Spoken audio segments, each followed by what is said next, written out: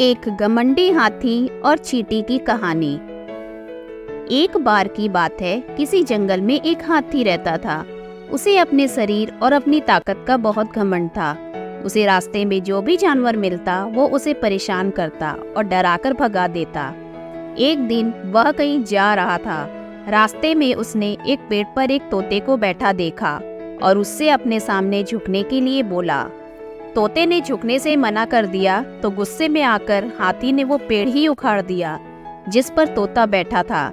तोता उड़ गया और हाथी उसे देखकर हंसने लगा। फिर एक दिन हाथी नदी के किनारे पानी पीने के लिए गया। वहीं पर चींटियों का छोटा सा घर था। एक चींटी बड़ी मेहनत से अपने लिए खाना इकट्ठा कर रही थी। यह देख हाथी ने पूछा कि तुम क्या कर रही हो? तो चींटी ने कहा कि बरसात का मौसम आने से पहले अपने लिए भोजन जमा कर रही हूँ ताकि बारिश का मौसम बिना किसी परेशानी से निकल जाए। यह सुन हाथी के मन में शरारत सूझी और उसने अपनी सूंड में पानी भरकर चींटी के ऊपर डाल दिया। पानी से चींटी का भोजन खराब हो गया और वो पूरी भीग गई।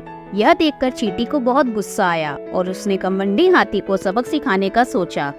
फिर एक दिन चींटी को मौका मिल ही गया कि वो हाथी को सबक सिखा सके। हाथी भोजन करके हरी घास पर सो रहा था। चींटी सोते हुए हाथी की सूंड में घुस गई और अंदर से उसे काटने लगी। जैसे ही चींटी ने हाथी को काटा, हाथी दर्द के मारे जोर जोर से रोने लगा और मदद के लिए पुकारने लगा। चींटी ने हाथी के रोने की आवाज सुनी और सूंड से बाहर निकल आई। हाथी उसे देखकर डर गया और अपने किए की माफी मांगी।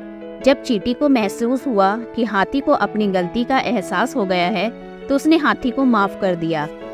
हाथी अब बिल्कुल बदल गया और उसने वादा किया कि अब वो किसी को नहीं सताएगा और दूसरों की मदद करेगा।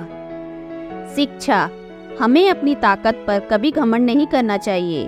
अपनी ताकत के जोर पर दूसरों को परेशान करने की जगह उनकी मदद करनी चाहिए।